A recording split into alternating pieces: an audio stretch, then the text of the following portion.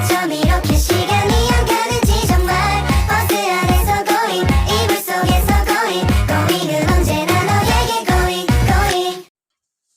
Assalamualaikum warahmatullahi wabarakatuh. Saya Nabila Zuhra Mubarak dari Fakultas Dakwah dan Komunikasi Prodi Komunikasi Penyiaran Islam UIN Sumatera Utara. Di sini saya akan menjelaskan tentang terminologi hadis. Nah, di sini saya akan menjelaskan 3 bagian pada materi terminologi hadis. Yang pertama terminologi hadis, dan yang kedua kedudukan dan fungsi hadis, dan yang ketiga dalil-dalil tentang kehujahan hadis. Nah, sebelum kita memasuki lebih dalam tentang materi terminologi hadis ini, kita sebenarnya harus tahu apa sih arti terminologi. Terminologi adalah suatu ilmu yang membahas tentang istilah dan penggunaan atau peranannya. Pada bagian terminologi hadis itu mencakup 4 pembahasan. Yang pertama hadis, yang kedua sunnah, dan yang ketiga khobar, yang keempat atsar. Yang pertama kita akan membahas tentang pengertian hadis. Kata hadis secara etimologi merupakan isim masdar dari bentuk kata kerja hadasa yadisu hadisan, yang berarti komunikasi, cerita, percakapan baik dalam konteks agama maupun duniawi atau dalam konteks sejarah, peristiwa dan kejadian aktual. Menurut MM Azami, penggunaan kata hadis dari sudut kebahasaan dalam Al-Quran ini ada 4, antara lain: yang pertama, komunikasi religius, pesan atau Al-Quran; yang kedua, cerita duniawi atau kejadian pada umumnya; dan yang ketiga, cerita sejarah atau historical stories; dan yang keempat, rahasia atau percakapan yang masih hangat. Nah, secara terminologi, ahli hadis, ahli usul, dan ulama para fikih berbeda pendapat nih dalam memberikan pengertian hadis. Di kalangan ahli hadis sendiri pun juga memberikan definisi hadis itu berbeda antara satu dengan pendapat yang lainnya. Ada juga yang mendefinisikan bahwa hadis adalah segala perkataan Nabi Shallallahu Alaihi Wasallam, segala perbuatan dan hal ihwanya. Yang termasuk hal ihwa ini adalah segala pemberitaan tentang Nabi Shallallahu Alaihi Wasallam, seperti yang berkaitan dengan hikmah, kemauan, karakteristiknya, sejarah kelahirannya, dan kebiasaan-kebiasaannya. Dapat disimpulkan bahwa hadis didefinisikan dengan segala yang disandarkan kepada Nabi Shallallahu Alaihi Wasallam, baik dari perkataannya maupun perbuatannya. Hadis menurut ahli usul nampak hanya terbatas pada perkataan Nabi saja, serta tidak termasuk perbuatannya, takrir, dan hal ihwanya atau sifat-sifatnya. Namun demikian, perkataan Nabi yang dimaksud oleh ahli usul dapat dimaklumin karena bentuk hadis yang lain terkadang disampaikan oleh Nabi dalam bentuk perkataan yang menjelaskan perbuatan beliau, seperti perintah untuk melaksanakan sholat dan manasik haji. Dengan kata lain, bahwa hadis menurut mereka adalah segala perkataan Nabi Shallallahu Alaihi Wasallam yang dapat dijadikan dalil dalam menentukan hukum syarak dan hukum taklif. Hukum taklif dan hukum syarak ini terbagi ada 5. Yang pertama wajib, kedua haram, ketiga mandub, yang keempat makruh, dan yang kelima mubah, sesuai dengan syarat yang ditunjuknya. Terlepas dari perbedaan di atas, dari banyaknya pendapat-pendapat ahli usul fikih, ahli ulama, para ulama fikih, yang jelas bahwa pengertian hadis itu telah dikemukakan oleh kedua kelompok yang masih dalam rumusan terbatas dan sempit. Dapat disimpulkan bahwa hadis adalah sesuatu yang disandarkan pada Rasulullah Shallallahu Alaihi Wasallam. Nah, yang kedua, kita memasuki pembahasan tentang pengertian sunnah. Sunnah secara etimologi berarti jalan lurus dan yang berkesinambungan, baik yang maupun yang baik ataupun yang buruk. Para ulama memberikan pengertian sunnah secara bahasa sebagai jalan dan kebiasaan yang baik atau yang jelek. Sedangkan menurut istilah atau secara terminologi yang digunakan muhadisin, sunnah adalah segala sesuatu yang dikaitkan dengan Nabi Shallallahu Alaihi Wasallam yang berbentuk perkataannya, perbuatan, takrir, bentuk fisik, moral, maupun perjalanan hidup Nabi, baik yang dilakukannya sebelum menjadi Rasul dan setelah menjadi Rasul. Menurut kalangan ulama usul, sunnah adalah sesuatu yang disandarkan kepada Nabi Shallallahu Alaihi Wasallam selain Al-Quran, baik berupa perkataan, perbuatan, ataupun takrir yang pantas menjadikan dalil untuk hukum syara. Sedangkan menurut fuqaha, sunnah ini adalah hal-hal yang berasal dari Nabi Shallallahu Alaihi Wasallam, tetapi itu tidak fardu ataupun tidak wajib untuk dilakukan. Dari pengertian di atas, tidak terlihat adanya perbedaan yang signifikasi antara hadis dan sunnah. Kedua-keduanya ini hampir dikaitkan dengan Nabi Shallallahu Alaihi Wasallam, yang memang itu berasal dari Nabi Shallallahu Alaihi Wasallam. Suatu hadis belum tentu bisa dikatakan sunnah, tetapi secara esensial bahwa sunnah itu bisa dikatakan adalah hadis. Sunnah sebagai tradisi Rasulullah seperti yang dipahami sebagian kaum muslim. Oleh karena itu, dalam pengertian ini, sunnah tidak semata-mata hanya tradisi Nabi Muhammad Shallallahu Alaihi Wasallam, tetapi juga tradisi sahabat yang menjadi suatu kegiatan yang sadar diamalkan pada setiap waktu. Nah, yang ketiga, kita memasuki pengertian khobar. Khobar menurut bahasa berarti al-naba atau yaitu berita. Sedangkan menurut istilah, terdapat 3 pendapat yang menjelaskan tentang khobar. Yang pertama, khobar adalah sinonim dari hadis, yaitu sesuatu yang disandarkan kepada Nabi Shallallahu Alaihi Wasallam dari segi perkataan, perbuatan, takrir atau sifatnya. Dan yang kedua, khobar berbeda dengan hadis. Hadis adalah sesuatu yang berasal dari Nabi. Sedangkan kalau khobar ini adalah berita yang datang dari selain Nabi atas dasar dengan muhadifin. Sedangkan mereka yang berkesimpulan dalam kegiatan sejarah dan sejenisnya disebut akhbaril. Dan yang ketiga, khobar lebih umum dari hadis. Hadis adalah sesuatu yang berasal dari Nabi, sedangkan khobar adalah sesuatu yang datang dari Nabi atau dari selain Nabi, bisa jadi orang lain atau sahabatnya. Sedangkan menurut tinjauan istilah sebagaimana yang dikemukakan oleh Ibnu Hajar Al-Qasolani, khobar adalah hadis-hadis yang termasuk marfu, mauquf, dan maqtu. Hanya fuqaha Qurasa yang sedikit membedakan pengertian khobar dan atsor. Namun mereka khobar hanya mauquf, sedangkan atsor berarti hanya termasuk hadis maqtu. Yang keempat, kita memasuki pengertian atsor. Atsor secara etimologi berarti baqiyat al-syai'i, yaitu sisa atau peninggalan sesuatu. Sedangkan menurut pengertian secara etimologi ada 2 pendapat yang mengatakan tentang pengertian atsor. Yang pertama, atsor adalah sinonim dari hadis, yaitu segala sesuatu yang berasal dari Nabi Shallallahu Alaihi Wasallam. Dan yang kedua, atsor adalah berbeda dengan hadis, yaitu sesuatu yang disandarkan kepada sahabat dan tabi'in yang terdiri atas perkataan dan perbuatan.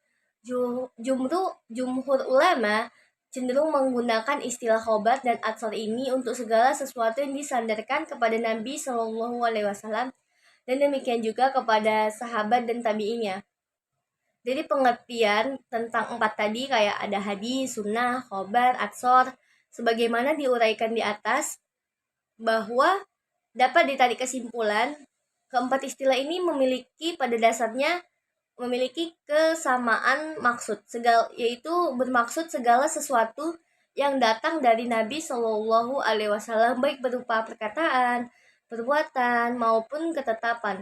Selain dari keempat istilah tersebut, masih ada lagi sih salah satu istilah yang erat kaitannya dengan pembahasan dari keempat yang tadi, yaitu bid'ah. Secara bahasa kata kerja bada'ah ya beda'u bid'ah. Berarti menciptakan sesuatu yang belum pernah ada atau tanpa contoh. Nah, kita memasuki pembahasan tentang kedudukan dan fungsi hadis. Pada masa Rasulullah Shallallahu Alaihi Wasallam tidak ada sumber hukum selain dari Al-Quran dan Al-Sunnah. Nah, Al-Quran ini tetap menjadi kebaikan untuk masyarakat meskipun kondisi lingkungan dan tradisinya, apalagi pada zaman dulu. Tapi Al-Quran ini tetap berkembang seiring berjalannya waktu tanpa adanya perubahan dari seisi-isinya. Kita juga bisa menemukan di dalamnya ada ajaran akidah, ibadah, terus kisah-kisah umat pada masa lampau, etika umum, dan akhlak. Secara global, sunnah ini sejalan dengan Al-Quran, yaitu menjelaskan yang muboham, merincikan yang mujmal dan membatasi yang mutlak, menghususkan yang umum dan menguraikan hukum-hukum dan tujuannya.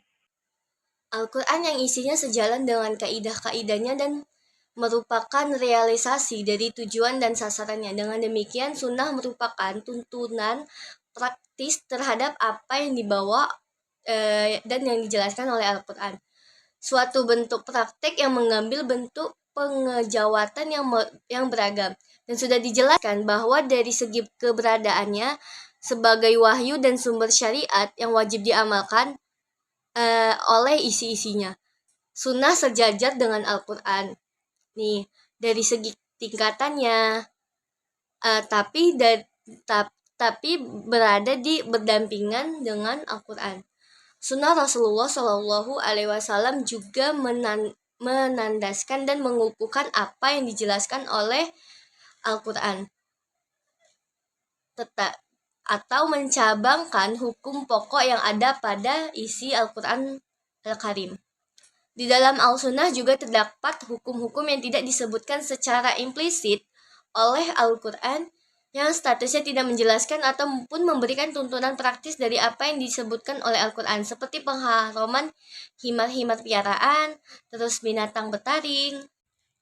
Ibnu Al-Qayyim Al-Jauziyah mengatakan sunnah merupakan tambahan dari apa yang belum dijelaskan secara rinci oleh Al-Quran yang merupakan persyariatan dari Nabi Shallallahu Alaihi Wasallam yang harus kita taati dan tidak dihalalkan untuk mendurhakainya. Hal itu tidaklah merupakan sikap mendahului Al-Quran, tetapi merupakan sikap wujud taat kepada Rasulullah Shallallahu Alaihi Wasallam yang Allah Subhanahu Wa Taala telah perintahkan. Nah, yang terakhir kita memasuki pembahasan tentang dalil-dalil tentang kehujahan hadis. Yang pertama ada Al-Quran Al-Karim. Di dalam Al-Quran terdapat banyak yang menjelaskan tentang kewajiban taat kepada Rasulullah Shallallahu Alaihi Wasallam. Antara lain firman Allah Subhanahu Wa Taala yang artinya, hai orang-orang yang beriman, taatilah Allah dan taatilah Rasulnya, ulul amri di antara kamu. Kemudian jika kamu berlainan pendapat tentang sesuatu, maka kembalikanlah ia kepada Allah atau Al-Quran dan Rasul atau sunnahnya. Jika kamu benar-benar beriman kepada Allah dan hari kemudian, yang demikian itu lebih baik dari akibatnya. Quran Surah An-Nisa ayat 59. Yang dimaksud dari mengembalikan kepada Allah adalah mengembalikan kepada Al-Quran dan kembali kepada Rasulullah Shallallahu Alaihi Wasallam. Maksudnya kembali kepada sunnahnya, kembali kepada firman Allah. Berdasarkan kenyataan ini, maka sebenarnya Allah Subhanahu Wa Taala juga menyebut secara implisit dalam Al-Quran kewajiban mengamalkan sunnah, sebagaimana di dalam ayat-ayat lain kewajiban taat kepada Rasulullah Shallallahu Alaihi Wasallam. Semua itu merupakan dalil-dalil yang bertumpu kepada sunnah dan dijadikan salah satu sumber pembentukan syariat dalam Islam. Dan yang kedua, hadis-hadis Nabi Shallallahu Alaihi Wasallam. Adapun hadis-hadis Nabi yang menjelaskan tentang kehujahan sunnah atau hadis. Ada sabda Rasulullah SAW yang berbunyi, aku tinggalkan kepada kalian dua perkara, kalian tidak akan tersesat selama masih berpegang kepada keduanya, yaitu kitabullah dan sunnahku. Ada juga yang diriwayatkan oleh Al-Miqdam bin Ma'di Qariba dari Rasulullah SAW bahwa beliau bersabda, ingatlah sesungguhnya aku diberi Al-Quran dan semisalnya bersamanya. Hadis-hadis itu menunjukkan bahwa Rasulullah Shallallahu Alaihi Wasallam diberi Alkitab dan Sunnah dan mewajibkan kita untuk berpegang teguh kepada keduanya serta mengambil apa yang ada pada Sunnah, seperti mengambil apa yang ada pada Alkitab. Rasulullah Shallallahu Alaihi Wasallam tidak cukup hanya memerintahkan kita berpegang teguh pada sunnahnya, tetapi juga mencela orang yang meninggalkan karena hanya bertumpu pada apa yang ada di dalam Al-Quran saja. Nah, yang ketiga ada ijma. Umat Islam telah mengambil kesepakatan bersama untuk mengamalkan sunnah. Bahkan hal ini pun mereka anggap sejalan dengan memenuhi panggilan Allah Subhanahu Wa Taala dan Rasul. Kaum muslimin menerima sunnah seperti mereka menerima Al-Quran Al-Karim yang karena berdasarkan kesaksian Allah Azza wa Jalla Sunnah merupakan salah satu sumber syariat, telah disebutkan banyak ayat yang telah mengukuhkan hal ini. Allah Subhanahu wa taala juga memberikan kesaksian bagi Rasul Shallallahu alaihi wasallam bahwa beliau hanya mengikuti apa yang telah diperintahkan Allah Subhanahu wa taala. Yang keempat, pandangan Al-Ara'i. Sesungguhnya